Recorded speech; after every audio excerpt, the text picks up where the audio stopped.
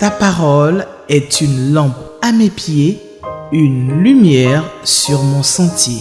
Psaume 119, verset 105.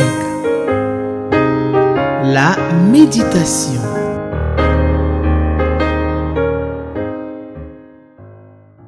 Shalom, nous nous retrouvons à votre émission Méditons ensemble avec la Ligue pour la lecture de la Bible. Le test de méditation de ce jour proposé par le lecteur de la Bible adulte, édition 2025, lecteur édité bien sûr par la Ligue pour la lecture de la Bible, se trouve dans notre passage dans Juge le chapitre 9 du verset 22 au verset 41. Nous allons prier, demander que la grâce du Seigneur nous accompagne dans ce temps de réflexion sur sa parole. Seigneur, nous te remercions de ce que tu nous réunis de partout le monde autour de ta parole. Instruis-nous, enseigne-nous, au nom de Jésus-Christ. Amen. Alors, avant de prendre nos Bibles et lire notre texte, sinon pendant que vous prenez vos Bibles, je vais vous donner le contexte de ce passage que nous allons lire. Le début de l'histoire du juge Gédéon est tellement fantastique. Il mena une guerre victorieuse avec seulement 300 hommes contre des armées coalisées d'environ 135 000, certains même parlent de 145 000 hommes provenant de Madian, d'Amalek et des fils d'Orient.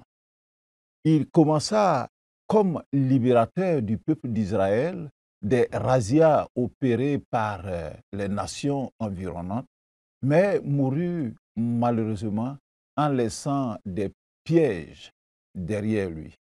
Une statuette d'idolâtrie et un fils despote né de l'une de ses liaisons avec de nombreuses femmes et concubines qu'il eut.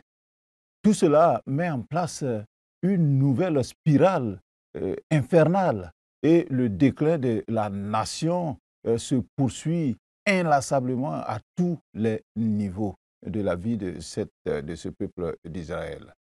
Cette fois-ci, au lieu de châtier Israël par un peuple étranger, l'Éternel suscite un despote de la pire espèce, Abimelech, un fratricide qui tua affreusement 70 fils de son père avec la complicité de sa famille maternelle de Sichem. Son objectif en le tuant était de régner sur les tribus d'Éphraïm et de Manassé. Dans ces conditions, Jotham, le seul fils rescapé du massacre des enfants de Gédéon, donna la première parabole des Écritures de la Bible. Il s'agit en fait d'une malédiction qu'il prononça contre Abimelech en l'imageant, et cette malédiction devrait aussi frapper la ville de Sichem qui aida Abimelech à assassiner ses frères. Israël est en train de vivre l'adage qui dit qu'un peuple obtient généralement les chefs qu'il mérite. Voyons donc la suite de cette nouvelle apostasie du peuple du temps des juges. J'espère que vous avez pris vos textes, Juges le chapitre 9. Nous lisons à partir du verset 22 dans la version Louis II.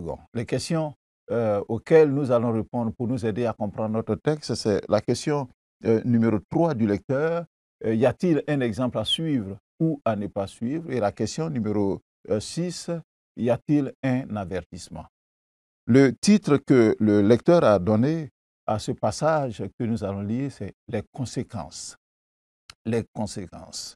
Verset 22, Juge, chapitre 9. Abimelech avait dominé 3 ans sur Israël.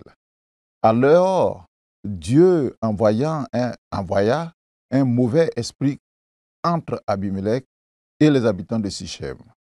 Et les habitants de Sichem furent infidèles à Abimelech, afin que la violence commise sur les 70 fils de Jérubbaal reçût son châtiment et que leur sang retomba sur Abimelech, leur frère, qui les avait tués et sur les habitants de Sichem qui l'avaient aidé à tuer ses frères. Verset 25. Les habitants de Sichem placèrent en embuscade contre lui sur les sommets des montagnes des gens qui dépouillaient tous ceux qui passaient près d'eux sur le chemin. Et cela fut rapporté à Abimelech. Verset 26. Gaal, fils d'Ebed, vint avec ses frères, et ils passèrent à Sichem. Les habitants de Sichem eurent confiance en lui. Ils sortirent dans la campagne, vendangèrent leurs vignes, foulèrent les raisins et se livrèrent à des réjouissances. Ils entrèrent dans la maison de leur Dieu, ils mangèrent et burent, et ils maudirent Abimelech. Verset 28. Et Gaal, fils d'Ebed, disait, qui est Abimelech et qu'est Sichem pour que nous servions à Abimelech? N'est-il pas fils de Jérubbaal? Et Jébul, n'est-il pas son commissaire? Servez les hommes de Hamor, père de Sichem. Mais nous, pourquoi servirions-nous Abimelech? Oh, si j'étais le maître de ce peuple, je renverserais Abimelech. Et il disait d'Abimelech, renforce ton armée, mets-toi en marche. Zébul, gouverneur de la ville, apprit ce que disait Gaal, fils d'Ebed, et sa colère s'enflamma. Il envoya secrètement des messagers à Abimelech pour lui dire, voici Gaal, fils d'Ebed, et ses frères sont venus à Sichem, et ils soulèvent la ville contre toi. Verset 32. Maintenant, pars de nuit, toi et le peuple qui est avec toi, et mets-toi en embuscade dans la campagne. Le matin, au lever du soleil, tu fondras avec impétuosité sur la ville. Et lorsque Gaal et le peuple qui est avec lui sortiront contre toi, tu lui feras ce que tes forces permettront. Verset 34. Abimelech et tout le peuple qui était avec lui partirent de nuit, et ils se mirent en embuscade près de Sichem, divisés en 4 corps. Galad, fils d'Ebed, sortit, et il se tint à l'entrée de la porte de la ville. Abimelech et tout le peuple qui était avec lui se levèrent alors de l'embuscade. Gaal aperçut le peuple, et il dit à Zébul, voici un peuple qui descend du sommet des montagnes. Zébul lui répondit, c'est l'ombre des montagnes que tu prends pour des hommes. Gaal, reprenant la parole, dit, c'est bien un peuple qui descend des hauteurs du pays, et une troupe arrive par le chemin du chêne des devins. Zébul lui répondit, où donc est ta bouche, toi qui disais, qui est Abimelech, pour que nous le servions? N'est-ce point là le peuple que tu méprisais? Marche maintenant, livre-lui bataille. Verset 39. Gaal s'avança à la tête des habitants de Sichem et livra bataille à Abimelech. Poursuivi par Abimelech, il prit la fuite devant lui et beaucoup d'hommes tombèrent morts jusqu'à l'entrée de la porte. Verset 41 enfin. Abimelech s'arrêta à Arouma et Zéboul chassa Gaal et ses frères qui ne purent rester à Sichem. Voilà notre test, un test long, mais une histoire triste que nous sommes en train de vivre avec les enfants d'Israël. Le titre que le lecteur a donné, c'est « Conséquence ». La conséquence est la suite d'une action ou un fait qui l'entraîne. C'est l'effet, c'est le résultat ou la suite d'une action. Ainsi, l'on parle de la cause et de la conséquence, sinon des conséquences. Nous voyons dans notre test les conséquences des actes posés d'une part par Gédéon au soir de sa vie, et d'autre part par son fils Abimelech, et enfin par les habitants de Sichem. Sans oublier, bien sûr, la malédiction prononcée par Jotam sur Abimelech et sur le peuple de Sichem. Nous allons répondre à la première question, la question numéro 3. Y a-t-il un exemple à suivre ou à ne pas suivre? Nous savons que Abimelech a tué 70 frères, tous fils de son père Gédéon, et dans notre texte, on l'appelle même plus Gédéon, c'est son nom, ce surnom Jérubal, donc qui veut dire que Baal plaide contre lui, et puisqu'il a renversé les autels, donc l'autel de Baal, donc c'est ce nom Jérubal-là qu'on prononce, et Abimelech a tué 70 de ses enfants avec la complicité active de ses parents maternels de la ville de Sichem, afin de s'asseoir sur le trône que son père avait refusé. Mais cette gloire d'Abimelech fut de très courte durée, car s'il a réussi son coup, ça n'a duré que quelques petites années. Le verset 22 de notre texte nous dit que Abimelech avait dominé 3 ans sur Israël. Il n'a dominé que 3 ans sur les tribus d'Éphraïm et de Manassé. Et pour que les dissensions naissent donc entre les Sichémites et le roi qu'ils ont installé, ce despote de Abimelech.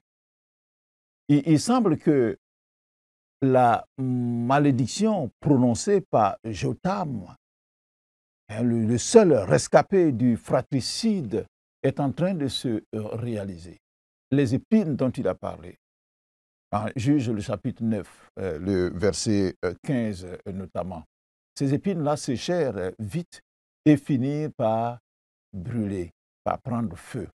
Les versets 23 et 24 le confirment. Il est dit au verset 23, « Alors Dieu envoya un esprit, un mauvais esprit, entre Abimelech et les habitants de Sichem. Et les habitants de Sichem furent infidèles à Abimelech. » Et pourquoi? Le verset 24 répond, afin que la violence commise sur les 70 fils de Jérubal reçut son châtiment et que leur sang retomba sur Abimelech, leur frère qui les avait tués, et sur les habitants de Sichem qui l'avaient aidé à tuer ses frères. Aucune situation ni aucune personne n'échappe à la souveraineté de Dieu, qui ici, dans notre texte, autorisa le mal à manifester ses fruits empoisonnés et appeler le jugement sur lui-même, sur le mal lui-même. Celui qui sème le vent, nous dit l'adage, récolte la tempête. Ainsi, Dieu laissa Satan agir dans les cœurs des impies et utiliser les sentiments coupables des uns et des autres pour les ruiner les uns par les autres. C'est le diable qui pose des actes négatifs et méchants.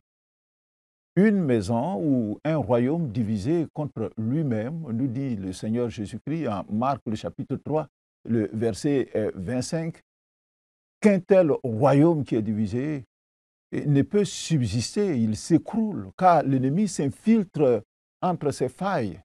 C'est le cas d'Israël dans notre texte que nous venons de lire. En effet, nous lisons au verset 26, du verset 26 jusqu'au verset 33, l'arrivée et l'adoption à Sichem d'un certain Gaal, fils d'Ébed. Alors, ce dernier précipita la crise qui arriva en Israël. Il vint avec ses frères et ils passèrent à Sichem. Et lors de ce passage, les habitants de Sichem eurent confiance en eux. Sachant que Gaal était cananéen, sinon c'est un cananéen, il descend de ce qui paraît, et nous avons lu ça dans le texte, il descend de Hamor, père de Sichem, c'est-à-dire celui qui a bâti la ville de Sichem. L'histoire semble se répéter, car ce Sichem-là, son histoire, nous la lisons dans Genèse le chapitre 34, il est fils de Hamor, dont fait mention Gaal. Et c'est lui qui a enlevé Rappelons-nous donc dans Genèse 34, enlever et déshonorer Dina, la fille de Jacob.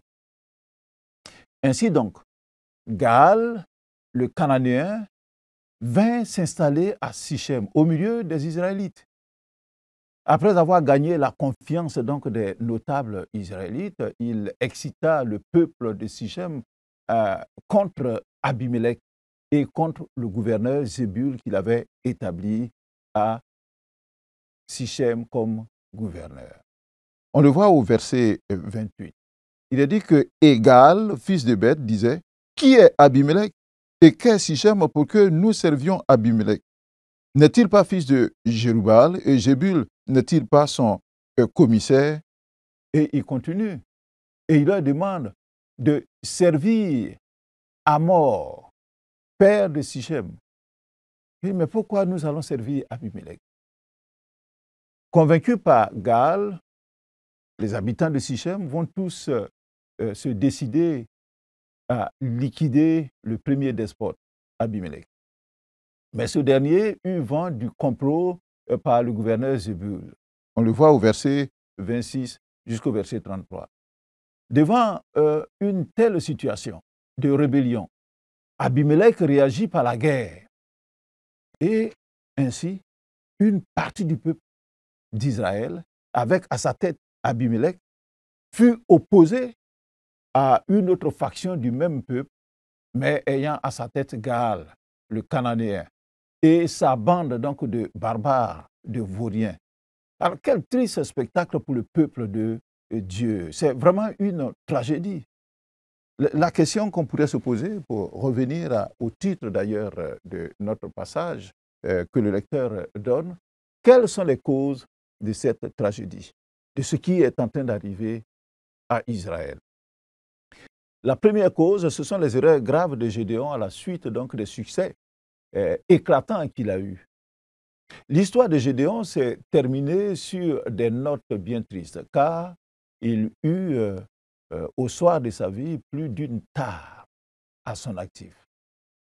En effet, bien qu'il ait refusé de devenir un monarque, comme le désiraient les hommes d'Israël, il nous est rapporté dans Juges, le chapitre 8, nous avons lu que Gédéon, l'homme qui a battu une armée coalisée de 145 000 combattants avec seulement 300 hommes, Gédéon a sémé, après cette victoire, des germes néfastes sur le plan à la fois politique, sur le plan religieux et aussi moral.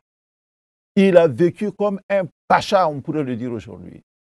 Dans Juges, le chapitre 8 que nous avons lu précédemment, et il est dit que Gédéon eut plusieurs femmes avec lesquelles il lui naquit 70 fils, peut-être 71. Parce que, bien sûr, ou 72, étant donné que Abimelech est là et que Jotam aussi est là. Il nomma l'un d'eux Abimelech, justement, qui signifie « mon père est roi », comme s'il regrettait de ne pas avoir accepté l'offre que lui faisaient donc les Israélites de régner sur eux. Mais vous comprenez, chers lecteurs de la Bible, et nous avons des exemples à profusion dans la Bible. La polygamie a toujours eu des conséquences néfastes sur ses adeptes et leurs descendants. Alors, l'autre élément important qu'il faut relever dans Juges le chapitre 8 et le verset 27, c'est que Gédéon retourna avec le peuple vers le syncrétisme religieux d'où l'Éternel l'avait tiré. Bien qu'il crût au Dieu d'Israël, il adora aussi les statues. Un autre élément qu'il faut noter comme cause de ce drame qu'ils sont en train de vivre, ce sont les actes sanguinaires de son fils Abimelech. Il a tué ses frères, fils de Jérubal, 70 hommes sur une même pierre. Et il se fit proclamer roi par les habitants de Sichem sur les tribus de Manassé et de Benjamin. Une manière de renier Dieu qui était en fait le roi de tout Israël. Et une autre cause de cette tragédie, c'est la complicité des habitants de Sichem, c'est-à-dire les parents paternels de Abimelech, les Sichémites. Ils lui ont apporté leur caution et l'ont aidé à massacrer 70 frères, 70 fils donc de Jérubbal. Ils ont accueilli et intégré en leur sein Gaal, un Cananéen, et sa troupe de vauriens. On le voit au verset 26 de notre texte.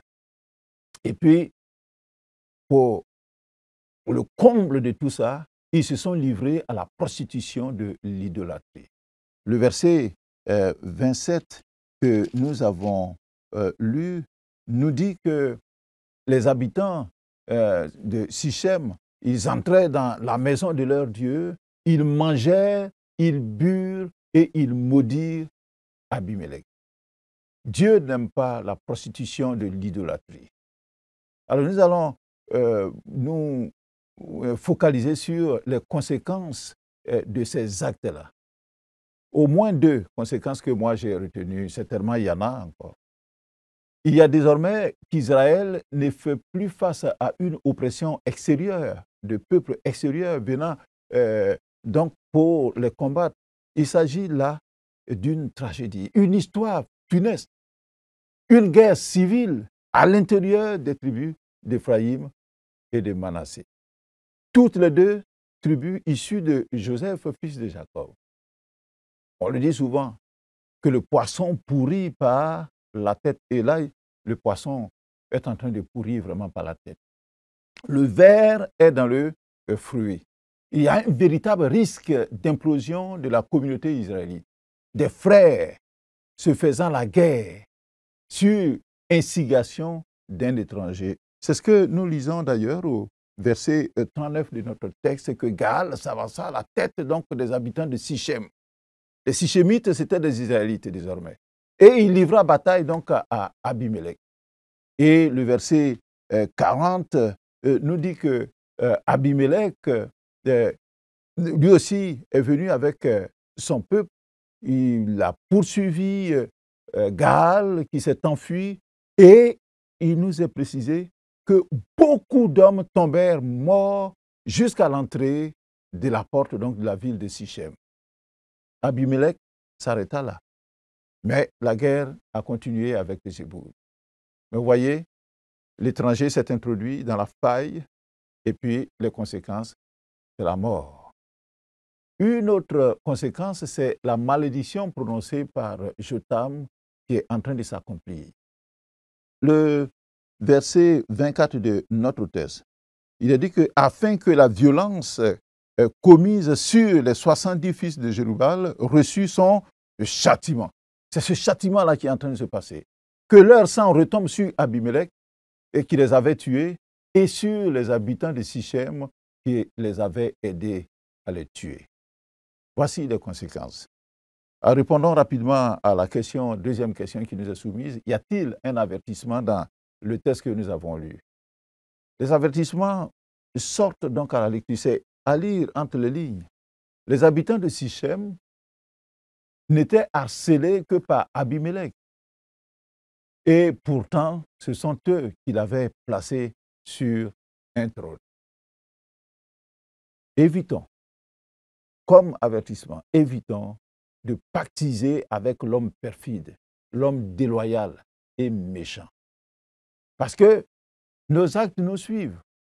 Et nos actes nous suivent, soit ici-bas, sur cette terre, soit dans l'éternité, ou même les deux. Ici-bas, nos actes nous suivent et dans l'éternité, nous accompagnent aussi. Retenons donc, comme avertissement, au regard de ce qui arrive à Abimelech et aux Sichémites, que la prospérité du méchant est éphémère. La prospérité du méchant est volage. La prospérité du méchant est futile. Je vais vous laisser d'ailleurs ce texte de Proverbes, le chapitre 3, le verset 33, qui dit que la malédiction de l'Éternel est dans la maison du méchant. Mais Dieu, l'Éternel, bénit la demeure des justes. Voici ce que je voulais partager avec vous, chers téléspectateurs, méditateurs, nous allons prier et demander que le Seigneur nous aide à ne pas prendre le chemin ou le parti du méchant, mais à rester dans les voies du Seigneur. Prions le Seigneur ensemble. Seigneur, aide-nous à toujours nous mettre du côté de la justice et du bien. De ton côté donc, parce que ton côté, c'est la justice. Aide-nous à toujours nous éloigner du méchant et à ne jamais prendre le parti d'un groupe, quel qu'il soit, que ce soit la famille, que ce soit la famille politique, même la famille religieuse, dès lors que la cause et l'objectif poursuivi sont injustes. Aide-nous à être dans la vérité, dans le droit et dans la justice. Au nom de Jésus-Christ, notre Seigneur. Amen. La page 77 donc, du lecteur donne un autre commentaire. Je vous invite à le lire. Demain, le même canal, la même télévision, la même heure, vous aurez un autre texte, vous aurez une autre richesse. Que le Seigneur vous bénisse. À demain. Ta parole est une lampe à mes pieds, une lumière sur mon sentier. Psaume 119, verset 105. La méditation.